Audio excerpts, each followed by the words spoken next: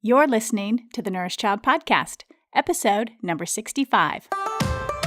Welcome to the Nourish Child Podcast, a show about childhood nutrition, feeding kids, and dealing with the ups and downs of growing a healthy child.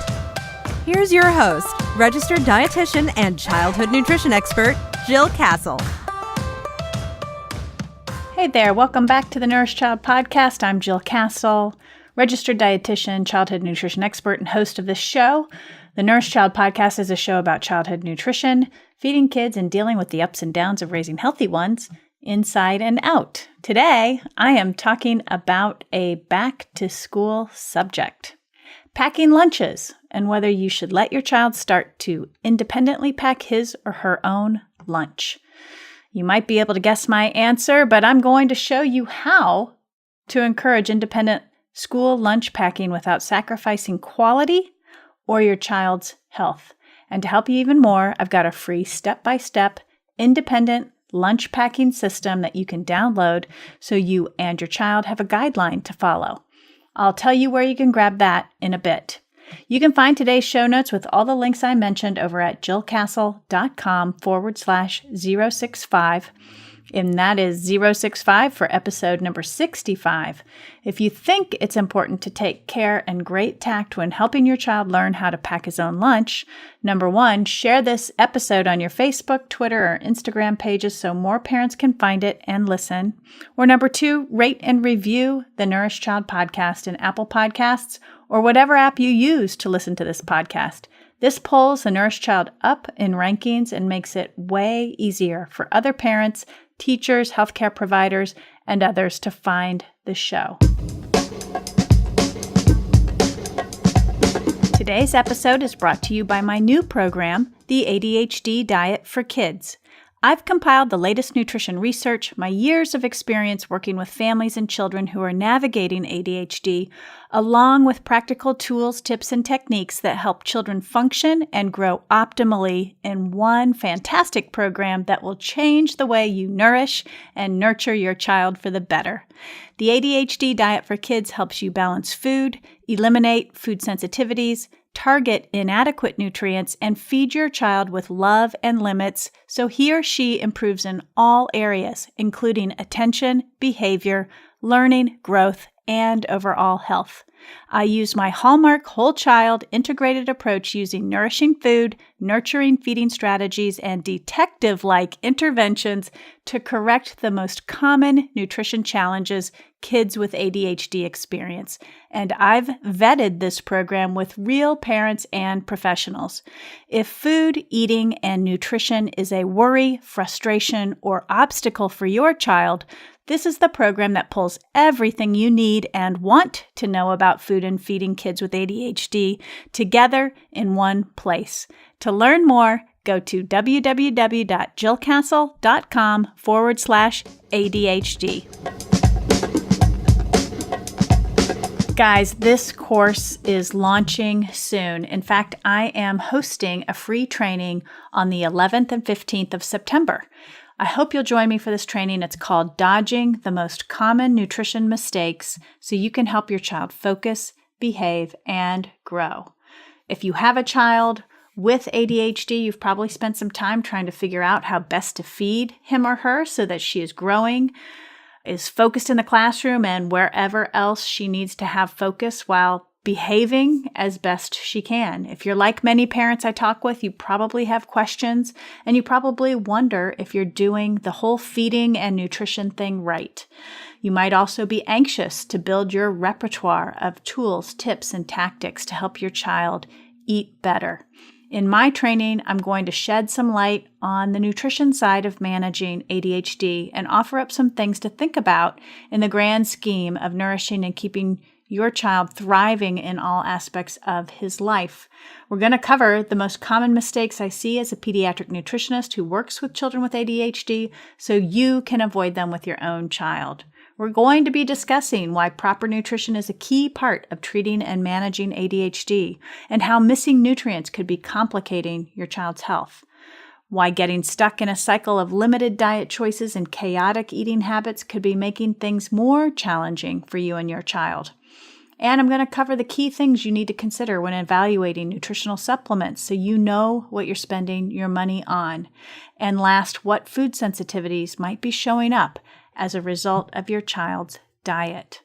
I hope that you will get on this free training. It will introduce my brand new course for kids with ADHD called The ADHD Diet for Kids.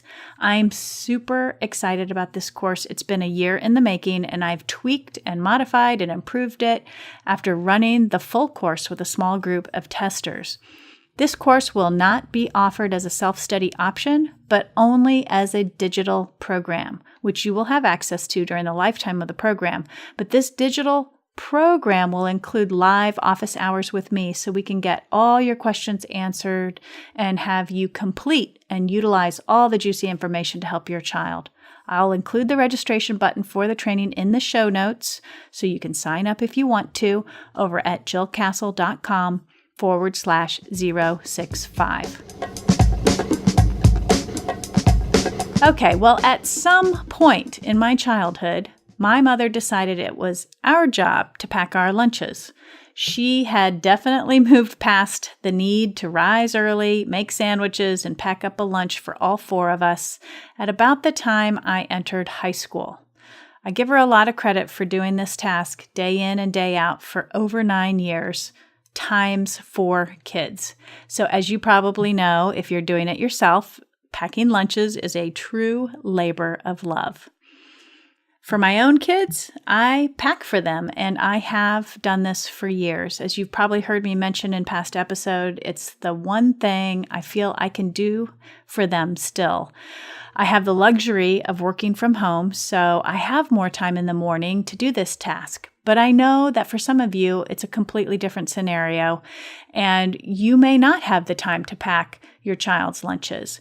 That's not really what this show is about. This show is about allowing your child to be in charge of packing his lunch, either routinely or occasionally, as it can be a really great way to teach your child food balance, food ratios, and also allow them to grow their independence and their autonomy around making food decisions. So that's what this is all about. Should you let your child pack his own lunch? Personally, I think it's a worthy endeavor to try out. I recognize some of you will do it routinely and others only occasionally, but nevertheless, here's how you can do it successfully. Now, if you have young children, like kindergarten, first grade, this is a great age to allow them to start taking a role in packing their lunch. But they're going to need some help from you. Number one, they don't really know what goes into a balanced, healthy lunch. Number two, it's hard for them to prepare food, and some of the preparation may not be safe for them to do, like cutting vegetables or fruit up. But they also need help assembling all the different foods and putting them in the lunch box or bag. So it's a great age to get them starting, to get them having a voice in what will go into their lunch, and even to do some simple tasks like perhaps spreading peanut butter on bread, or taking those blueberries that you've portioned or that you've rinsed and putting them in a container for their lunchbox. Older kids are completely capable of packing their own lunch, though they will still need guidance on what to put in the lunchbox. Older kids are much more able to cut food, make sandwiches, package things up, but time can be a constraint and can be an issue for even older children. So helping older children be more organized about packing their lunch is something that can be useful for them. I have 3 easy steps, and I've included these in that step-by-step system that I indicated earlier that I have available for you. If you go to the show notes, jillcastle.com/065, you'll find a link or a little button that you can click on that will allow you to download this lunch packing system.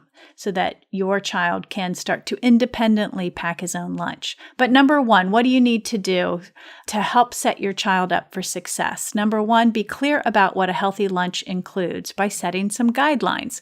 So the foods that I like to see go into a healthy lunch include a protein source, grains, fruits and or vegetables, a dairy food or a dairy-based food, or if you're not using dairy, using a non-dairy substitute, and healthy fats. And even dessert can go in there too. It really depends on what your philosophy is about that, but a dessert can be part of that healthy lunch also. So there's those 4 or 5 main categories of foods: protein sources, grains, fruits and vegetables, dairy, and healthy fats. And the idea is to fill out or have food represent as many of these categories as possible. Because remember, the more balanced your child's lunch is, the more well-rounded it is. In theory, it will be more satisfying, provide more nutrition, and that will even hopefully sustain your child's appetite for a few hours until he gets home for his after-school snack.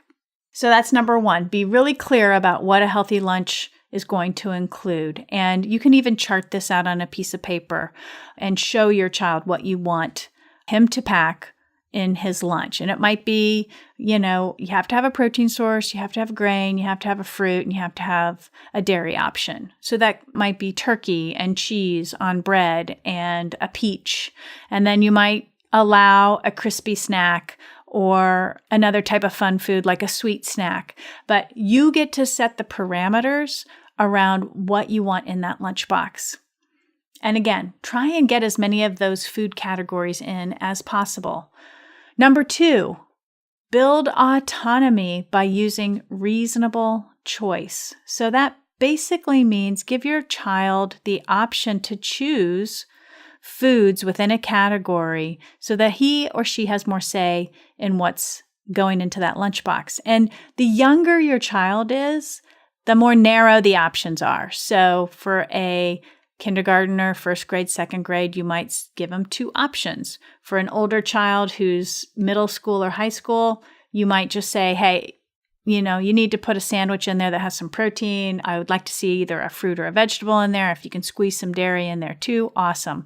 As your child gets older, you can get that brief in your description of what goes into that healthy lunchbox. But for younger children, you might say, for a protein source, you might say, okay, I'd like to see you pack either turkey or yogurt. You can decide which one. Or I'd like you to pack either bread or crackers. It's up to you which one you feel like having for tomorrow or for today. You might say, for fruit, I have grapes or I have applesauce. What are you going to put in your lunchbox? And so you get the idea. For a dairy product, it might be you can have a slice of cheese or a cheese stick, or you can pack a milk box. You can have carrot coins or celery sticks, or red peppers or cucumber spears. So allowing your child to have reasonable choice means that you've sort of set parameters around what those choices could be, but your child has the ultimate last say in what he actually chooses to put in his lunchbox. The opposite of that is what I just discussed not too long ago on a recent podcast. Should you ask your child what he wants to eat? So instead of giving reasonable choice, when you say, what do you want to put in your lunchbox? That's just way too open-ended, and you're going to lose the whole mojo behind guiding your child to make nutritious choices. So using reasonable choice allows your child to get a voice in ultimately choosing what goes into that lunchbox, but you've set the parameters around what those choices are. This is sort of a systematic approach that helps build in more structure and lets you determine the nutritional quality and balance of the lunch, but it allows your child a little more say in what he chooses to pack. So in other words, he ultimately packs his own choices from the options that you provide. So that's number 2. So number 1, just remember, was to be very clear about what a healthy lunch will include by setting guidelines. Number 2, build autonomy by using reasonable choice. And that could be 2 options or 3 options, depending on the age of your child. And then the third step is to get packing. So let your child start packing. And I have a couple of little tips for success in this area. Number 1, do it the night before. So make a sandwich, package up leftovers, chop up fruit or veggies and get them into bags or containers the night before, because the morning can be super duper rushed and your focus really at that juncture is probably more on what breakfast your children are having, and to do both can be a little chaotic. So if you can work in a little bit of time the night before to allow your child to do these things like making sandwiches and packaging leftovers is very time efficient and helpful. Another tip, prepare ahead for the week. So take some time on the weekend or early in the week to maybe, wash all your fruits and veggies and cut them up and prepackage them. Portion out and package your pretzels and other snacks so that they're already ready in baggies and it's really just easy for your child to grab what he wants to put in his lunchbox. You might make homemade muffins or granola bars or homemade cookies over the weekend and put those already in containers so that your child just grabs and puts it into his lunchbox. You also want to make sure that you're ensuring safety. So that means keeping cold items cold with a freezer pack or freezing water bottles so that those are defrosting slowly through the morning, but by the time lunchtime rolls around, they're liquid water and your child can drink it, but it's done the double duty of keeping your food cold. But if you also are packing hot items, using a thermos so that those hot items stay hot. So that keeps food safe and prevents bacteria from growing and foodborne illnesses from occurring. So you do want to ensure that your child's food is safe to eat at school. And then, plan out your week. I can't say enough about planning ahead of the week so you don't feel like you're sort of scrambling at the last minute, but you can plan out your lunches on a grid so your child knows what he's chosen to pack ahead of time. So it's a matter of just executing it and not really having to put a lot of thought into it. But knowing what's happening or what's going into that lunchbox is just really looking at the grid that you've mapped out for the week, and your child knows, oh, it's peanut butter and jelly, and I'm going to pack some grapes, and I'm going to pack a milk box and an oatmeal raisin cookie. So I've got tons of resources on the blog and podcast about lunch, from ideas and cookbooks to apps and more. I'll include all these resources over at jillcastle.com/065, 065 for episode number 65. And just to recap everything, number 1, make sure you're giving guidance on what to include in that lunchbox. Number 2, allow your child to have some reasonable choice and say in what goes into the lunchbox by offering 2 options under each category of food that you want included in that lunchbox. And 3, get packing, make sure it's safe, efficient, effective, so that it's a success. So, to kind of wrap this up, should you let your child pack lunch? It's certainly up to you. I hope you give the independent lunch packing opportunity to your child at some point this year, just to try it out. There's a lot to be learned. And even at just sort of the outside option of your child going through the motions so he can appreciate the amount of work that you put in if you're packing your child's lunch. Don't forget, I've included a free step-by-step independent lunch packing system that you can download so you and your child have a guideline to follow. You can get it over at jillcastle.com/065. And don't forget about my free ADHD nutrition training coming up. You can register by going to the website, jillcastle.com/065, and the link to register will be in the show notes towards the bottom. This show currently has over 100,000 downloads, and that is in part related to you. Thank you so much for listening in and sharing with your friends and family. I really appreciate it, and it has really helped this show grow.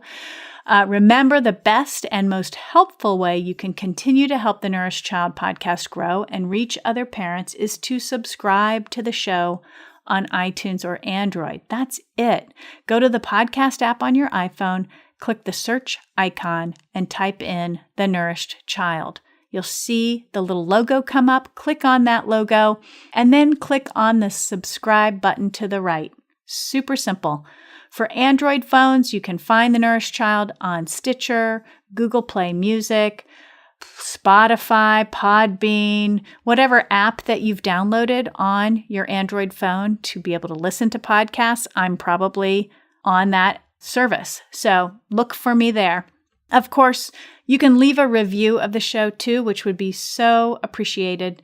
But just subscribing is a huge help all by itself. Last, I have a library of useful programs and guides to help you raise a nourished child, and they are all on my website at jillcastle.com. Head over to find online learning programs, ebooks and guides, podcast episodes, free articles, and free printables, all geared to help you nourish and nurture your child inside and out. I'm super happy you joined me today. As always, I know you are helping your child just by listening to this show.